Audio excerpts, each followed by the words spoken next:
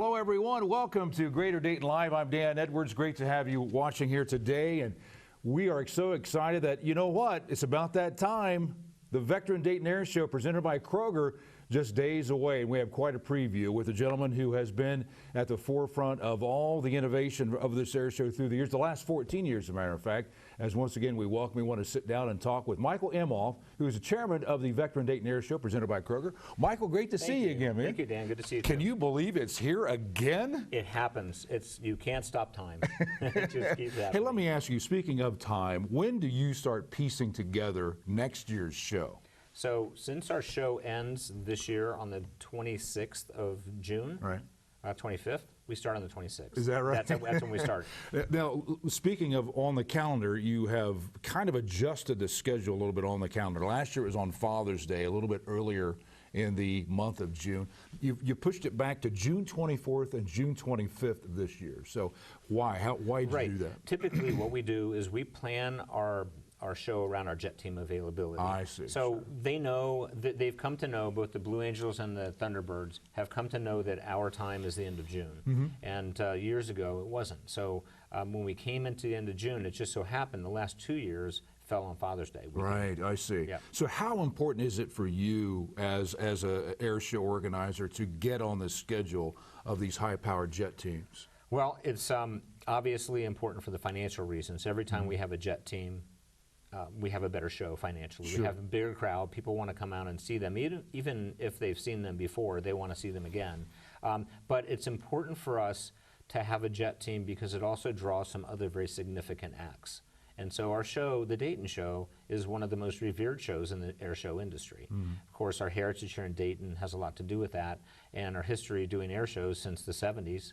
This is our 43rd, I believe, show. Yes. That we have a reputation of having really high-level acts for our show, right. And the jet teams are about as high as you could get. You know, you mentioned, Mike, about this Dayton Air Show is a revered air show internationally. Yep. So share with me, because you've traveled to a lot of air shows, and I want you to share with our audience, how do we compare to other air shows in the world? On the global scale, it's interesting because I did go to the 2006 Paris Air Show, and it's one of the largest, and it's interesting, large doesn't mean large crowds, although there are large crowds there. It's a buying show. So, for example, many of the first days of an international show will be jets that are flying that militaries or, militaries around the world will be buying jets. So it's a runway, no pun intended, for airplanes. And then at the end of that particular part of the event, then you have an air show for the public. And it's not anything like the shows that we put on. Our shows are much more entertaining than those shows. So it's really a different kind of purpose. So some of those shows, if I understand you correctly, are more like demonstrations for possible clients. That's exactly right. Yeah. The military or commercial. And right. for instance, when I was at the 2006 show, the Airbus A380 made its first flight. I'll be darned. How was that to see in the air? What was interesting, it was a big aircraft carrier kind of thing flying in the sky, but what was interesting is that you can see people actually ordering the jet. They were taking orders. Boeing people were there taking their orders. The Airbus people were there taking their orders for their plane. And so it's a different kind of event. I know this may not be your expertise, but what are they looking for? I mean, what can you tell just from air performance, you know? I think that whenever there's something that is new, like I'll use the A380 commercial, they're looking to make sure it takes off. That's the first thing. The gear comes up. Yeah, the gear comes up. It can turn. It's the demo, like you mentioned. It's a demo. So they're really it's the show part of it, and it's not necessarily as important as them flying in it. It's really for the public combined with the people looking at a plane. I see. What about numbers? What kind of numbers do those shows typically get? The Paris Air Show gets somewhere around 100,000, but it's simply because that's the only air show in the region. And it's curious. So people come because they're curious about it. Here, for example, we'll pull in on Saturday somewhere around 50, between 50 and 80, depending on the weather, 1,000. And so when you understand that there are air shows all over our country, then this becomes mostly a regional draw. But it's very well attended, but not like it's something a lot of competition for the Vectren Dayton Air Show. Certainly, yeah. You mentioned weather. What would the numbers be if Dayton had 2 days of excellent weather? It seems like we're cursed when it comes to weather. I think with our air show this year, which is really, when you look at it on paper, it is the most stellar lineup we've had since 2003, really literally. And 2003 is when we had 3 jet teams, so it doesn't compare to that. But since then, so in the last 14 years, this is the year we have the most amazing lineup. And so if the weather's really good on both days, we could see numbers that we haven't seen before.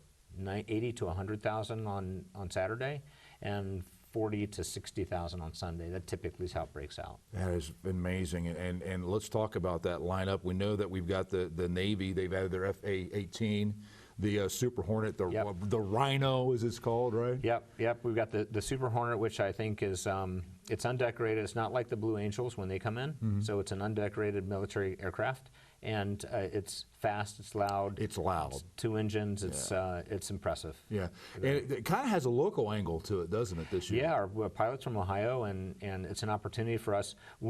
So Dayton has always had an affinity to try to get people from the region to participate. So we've had people on skydiving teams from Dayton or the Dayton surrounding area, Cincinnati, Columbus, Cleveland.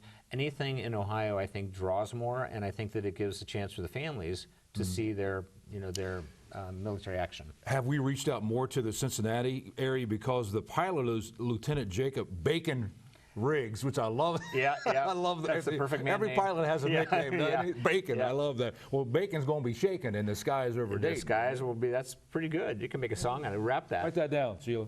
Okay.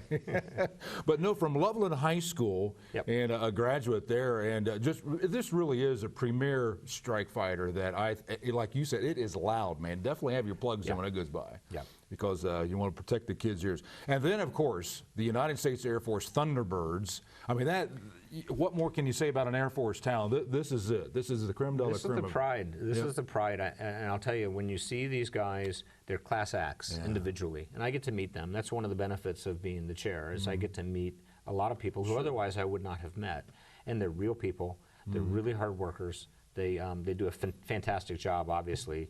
Our air shows are extremely safe because of the professionalism of all the people, not just the jet teams. Everybody that we bring in is a pro. Right. And another act that you have is the F-35 Lightning II.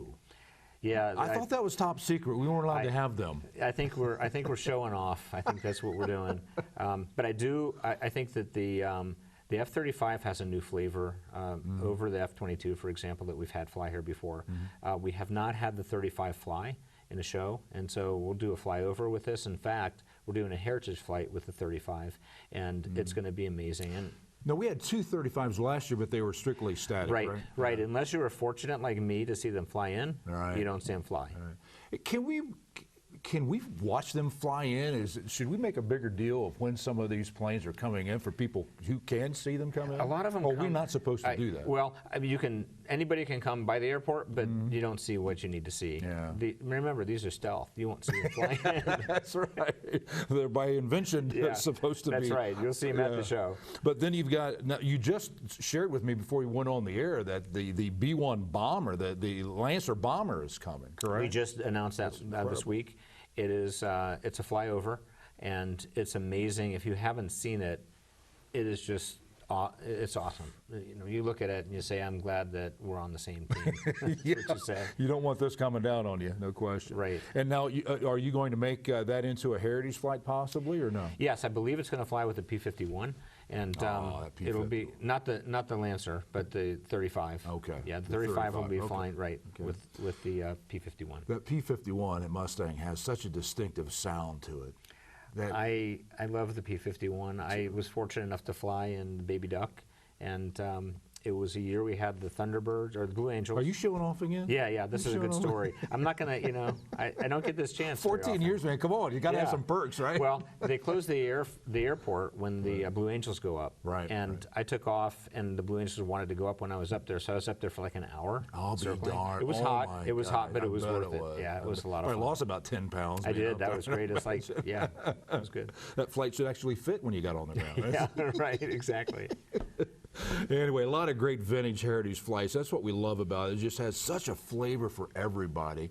And you know, the one thing that I noticed, I mean, reporting on a few things out there with DATV, we took a flight in one of the Huey helicopters.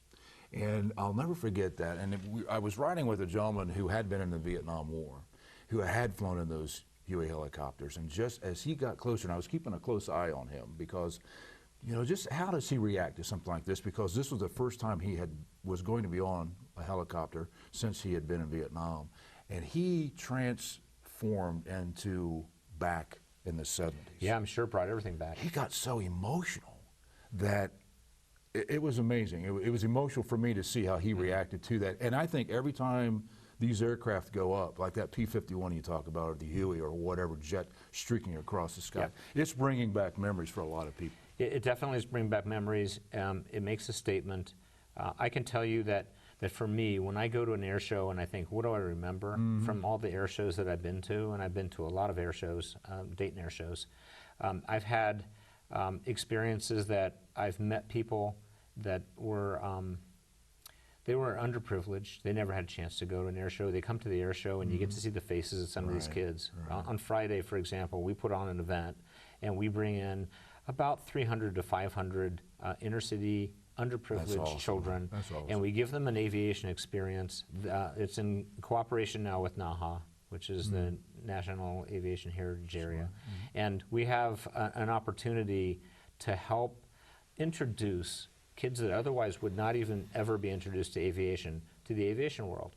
And some of those get really touched by it, and you can see that. They change too. They transform into a very interested student, I would say. And they end up doing things like going into aviation as a career, joining the Air Force, joining the Navy. The impression that the jet teams make, or any of their favorite acts that they see, and they see them all on Friday. It's a practice day. So that's one of the things that probably is the strongest memory. I think that another strong memory for me is that I've had from 2006, when my son was born. He was 2 weeks old at his first air show, and we have pictures of him at every air show since he was 2 weeks old. And so seeing him grow up and listen to him talk about air shows and the difference that you can see it makes is why we do it.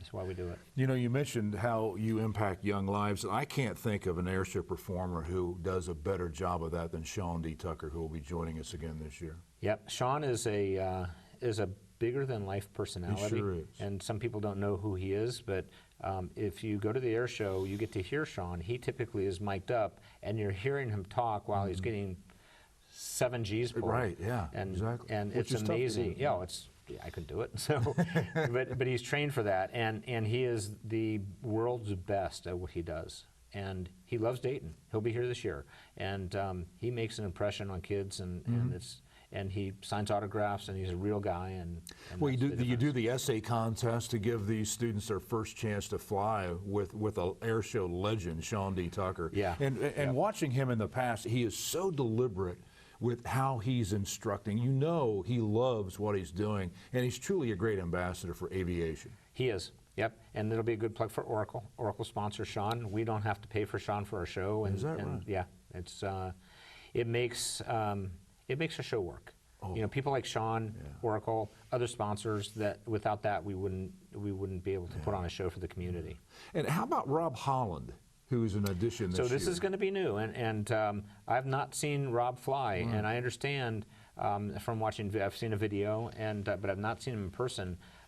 Fairly aggressive and acrobatic, obviously, and it's going to be a new look for us. So I think that if you like that kind of flying, this is going to be a fantastic air show for you, because Rob does that. He's up and coming big time. So is there a transition going on between Sean D. Tucker? Is he starting to back out a little bit? Are you saying Sean's getting old? I'm not saying that now. Don't put words in my mouth now. Come on, Sean. No, we love Sean, and I know he's no, I don't. The guy's a stud. I mean, he could do this as long as he wants to. Well, I think like anything else that in professional sports, for example, you age out at some point. Sean's not there yet, which is, I mean, he's like timeless. We hope he's up for a long, long time. He's like timeless, really is. But I think that there's plenty of room for a Sean and a Rob, that's for sure. We'd love to have them every year. You know, we talk about the influence that these acts have, and I think it's important that you have the Mystic Blues, because I think it gives females, young girls in the audience, hey, they can look up to somebody too. I think that the effort that we make as managers of an air show to get women and to get a perspective, a diverse perspective for an air show is critical. So and we're finding very qualified acts that are women, whether they're pilots or wing walkers or parachute specialists, whatever they are, they're fantastic. And even with jet teams before, and it's inspiring. And I think that says a lot. I'm not familiar with the Geico Skytypers who are going to be there this year. Can you share a little bit about them? Yeah, so the Geico Skytypers are a team that puts smoke out, and it's computerized, and they literally type in the sky. So they'll probably put a message like, "Hi Dan, how are you today?" But unlikely. No, more likely it's going to say Michael Emoff rocks. Yeah, I could say that. It could say that. I guess they're trying to get back in the next show. No, we have seen some of that before, haven't we? With some acts who do a little bit of that sky. Yeah, sky we have. If you remember, the Brazilian team did that work. Yeah, they did that. That was really cool. And they had to hold back because of the patent that the Skytypers have. Really? Yeah. Okay. See, inside information, ladies and gentlemen, you're getting here with Michael today. Fantastic. Well, this is the 43rd show. Can you believe it? 43 years we've had this in little dinky Dayton, Ohio, huh? Yeah, it's not so dinky, really, but it's come along. Dayton's come a long way. Sure But in the air show world, Dayton's a big city. And this is the one. I may have mentioned this to you in prior years, Dan, but we have hosted other air show producers through a program association called ICAS, International Council of Air Shows, and they come and see us to see how it's done right. Oh, that's and awesome. so How does that make you over, feel as the executive director? You know, from my perspective, on my job as the chair of the board of the organization, it's about doing things the right way, and we're a team. So it's really not just me, but the way that we operate is that we want to make sure that we have a great management company, and we do. We want to make sure that we have an engaged board, and we do. And when something like that happens, it's a feather in all of our caps, where they say, we want Dayton to show us how to do it. And it also helps us when we're out getting acts, because everybody knows Dayton, and they understand the heritage here with us. You know, this is your 14th year? 14th year. And I don't know if I've got a scoop here, ladies and gentlemen, but Michael is signing off after this year. I am signing off. You're not sticking around until the 50th year? Come on. 50th year. No, I did good for 14 years. And You did. So let me tell you what's happening. I'm going to retire as chair. Okay. And I'll turn it over to a gentleman named Scott Buchanan. Okay. And Scott is an amazing guy with a lot of passion, and that's what I was looking for a long time, because it's a great honor to be chair of our air show. And for 14 years, I was bestowed that honor. I'll still be on the board and I'll still be involved, but it's somebody else's turn. And it's, for me, it's about sustainability, and with Scott, I'm sure we have that. I know. You mentioned just a couple of fond memories that you had earlier. And I know this has got to be difficult because you have had so many experiences in the air, on the ground, meeting these wonderful and brave people. But your travels as the executive director of the Vectren Dayton Air Show, do you have maybe a fondest memory? I would say, we talked earlier about traveling to another air show, and on behalf of the air show, myself and another board member, Ken Wheeler, went to Paris together, and we had a chance to really get to know each other, and it was in Ken's ex-Air Force, and it's kind of a funny story, but so the air show sent us there, and we're sitting in the back of the plane, and there are 5 across, and we're in some section that's like all kids. And Ken sits down in the middle of the 5-seat row in the back. Right. And he doesn't move for 7 hours. Is that right? I mean, didn't go to the bathroom, didn't move. And I'm fidgety, and I said to Ken when we got there, "How did you do that?" He said, "I've been in the Air Force before. This is nothing." And so I had newfound respect for those who are in the military. And I think the answer to that question is, I've grown to respect our military in ways that I never did before, and the work that they do to make sure that we can do things like have an air show and be free and do those things. And so that was the beginning, and that was my 2nd year as chair, and from that point on, I had a different perspective on things, and still continue to this day to have that perspective. So I'm really proud of that, actually. And you know, people think, oh, it's all well, and it's all fun and games, and boy, the air show and all the great things you get to do, and you've shared some of those with us. But it's grueling, a grueling schedule for you. Well, it is, and it's most grueling in the weeks before and up to the day the air show ends. It's an exhausting event, and if you can imagine, all the planning. I mentioned we start planning the day after the event for the next year, and we literally do. And that event, the culmination, is this intense, packed together, orchestrated event that has to happen in and out of rain, in and out of all kinds of weather, things breaking down and managing that, and our team does that. I don't have to do that much, but I get to be there when it goes well and say to the team, good job, and it's intense. Wow. Yep, definitely. Where do you see Dayton's future growth with the air show? Well, I believe it's going to continue to grow. I think that this year could be a good example. This is our 43rd air show. Probably have the best relationships with all of the performers out there that we've ever had. At Dayton, what we do is we treat everybody very well. We know how important it is for them to want to come to Dayton. So as we start to build up with all of these relationships, we're finding that the air show, getting these very talented professionals to commit to our show is getting to be easier for us. And so that's going to enable us to grow the show to perhaps be a longer show. We have a long show this year. We have a 5-hour show, and it's one of our longest shows. And we have an opportunity to continue to draw. And so as we keep drawing in, we'll have Geico team this year and of course the Thunderbirds.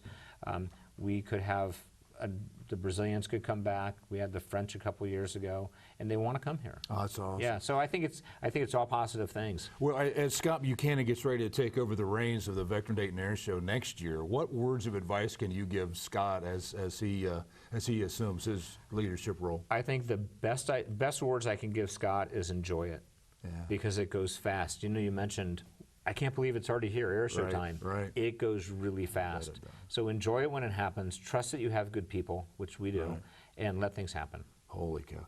You're not going to believe who just walked in the studio. Who walked in? Let's take a look. Well, oh. Hold on. I'll tell you what. Let's get set up here, because as a little tease, can you say just a little bit of your voice here, sir? Maybe a little a little air show voice. Okay, he's totally teasing us all. We'll be right back with our special guests when we continue here on Greater Dayton Live. Don't move. You're going to love this guest.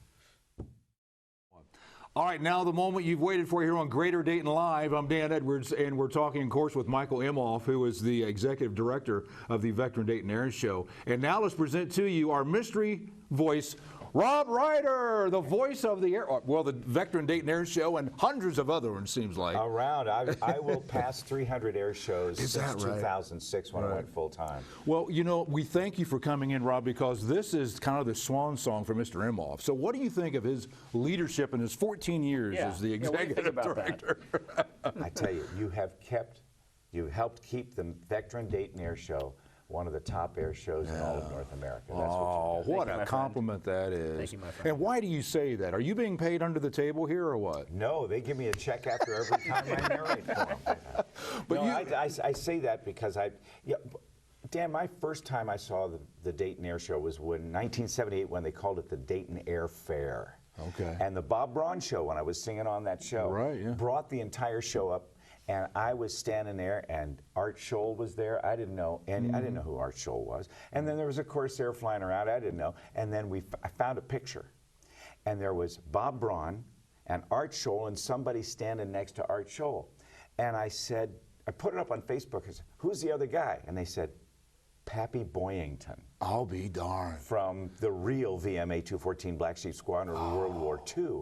And so the next year I started volunteering. Wow. So Dayton is my home show. Dayton is my birthplace as an announcer. It was the folks at Dayton who encouraged me to go after the air show announcing business. So I joined the International Council of Air Shows in 1995, and in 2006 made air show announcing my career. So I was working at Dayton. My first paid air show was at Dayton. and then they had a hiatus when they went to some other people, and then in 2002 or 3, I was invited back for the 100th anniversary, that 4-day show with the Thunderbirds, Blues, and Snowbirds. That's huge. 2003. Perfect days, 3 teams, each team flew every day in 4 perfect days of weather. And so anyway, Dayton is what put me into the air show business. All right, let me turn it around. Michael, your thoughts as Rob is an air show announcer. So I have my opinion, and it's great. But I think more than my opinion, I mean, I think you're fantastic, and you know I think you're fantastic, and so is Danny, by the way. You two together just do a fantastic job. The dean. But I hear what everybody else says because I'm the guy they come and say, those guys are really good. And they do say that. You know they say that, but that's what they say. It's nice. And that's why we keep having you back. And that's not only why, because you are our home announcer. Just like you mentioned, this is your home. So for us, a Dayton Air Show, my entire career as chair, my entire career, this guy's been our announcer. And he's part of our air show. And so if that changes, then it's not the same. I know, Michael, you're going to continue to be involved in the Vectren Dayton Air Show in some form or fashion, but you established so many great relationships with people, and that's what the aviation world is all about, isn't it? It is, and I think it's about that and respect. And I think that Rob will tell you, I respect him, Danny, all the acts because of what they do. It is, first of all, you're not going to make millions of bucks doing this job. You're just not. You don't. But you don't do it because of that, and that's why I like these guys. I think that they understand there's a higher thing here. There's a higher calling. It's about doing what's right, about following your passion. I know, Rob, you love what you do, and everybody who loves what they do, they truly love what they do, they're good at it. And so that's the difference between, I think, somebody who does it for money and somebody who does it because this is what they do. You love the people you're with. I mean, just the story you shared with us before we went on there about the Red Line crew, how you're helping them with parts and pieces and transporting their crew members and such. I mean, well, I will back that up. The guys from Redline, from down in Cincinnati area, 2 of the guys that you've brought on to the show as part of an Ohio cadre and following that tradition of Ohio, the birthplace of aviation. Ken and John fly this 2-ship act of RV aircraft. Richard Van Grunsven is the designer. They're recreational vehicles, but these guys fly a formation act that has gotten the attention of everybody across the country. How big are the aircraft? They have a wingspan 24, 25 feet. They're 24, 25 feet long. They have a 180 horsepower motor on it. And I used to fly a Cessna 182, and the owner of the airplane sold it. And I thought my flying days were over. Ken and John said, why don't you get an RV? And I said, well, it only seats 2 people. They said, well, how many times do you have more than 2 people in the airplane? That's right. Not very many. And it only holds 100 pounds of bags. Well, pack lighter. So I've got an airplane now. And so I'm flying to air shows. And so with this brake problem that Ken had with his airplane yesterday down in South Carolina, we flew back last night, and John and Ken's son flew back in the other airplane, and I'm taking Ken back down there this afternoon so he can fix his airplane and fly home. Wow. So this is the family. Right. It's a small family, passionate about flying, and with the performer lineup that you've got, the Geico Skytypers flying 6 World War II trainers. Rob Holland, he is the world freestyle aerobatic champion 3 times in a row. 6-time U.S. unlimited aerobatic champion. You said he flies kind of an aggressive show. Aggressive, my butt. I was trying to calm myself. Exactly. Oh, it is. So it's exciting to watch. Yeah, and so you'll see Redline. You'll see these 2 guys flying these airplanes that they built themselves. Between them, they built 16 of these types of airplanes, flying within feet of each other, upside down like this. And these guys are loved all over the country. Yeah. Do you see the enthusiasm these 2 have for this? It's amazing. Well, listen, we've got to wrap things up. Now, I want you to stay with us here on DATV because we're going to have an in-depth interview with Rob Reider, and we'll have that here in future casts, so be looking for that. And just Michael Emoff, thank you so much for your leadership and what you have meant to this town. Dayton is the birthplace of aviation, and we're so thankful for what you have done to continue to carry that torch. I appreciate that, Dan. And bringing in quality people like Rob and keeping that tradition going. So we appreciate it. All right, Thank you. guys. Thanks, brother. Congratulations. Thank you, Hey, and best to you. I know you're not retiring. You're just No, All right. no, I'm just, I say that I'm retiring all the time. I do more work when I retire. That's how that works. that's what retire means in code. Well, thank you for watching Greater Dayton Live. I'm Dan Edwards from the new Soft Rock 92.9 WGTZ, and we'll see you at the Air Show June 24th and 25th at the Dayton International Airport. Presented by Kroger, of course, the Vectren Dayton Air Show, presented by Kroger. We'll see you out there.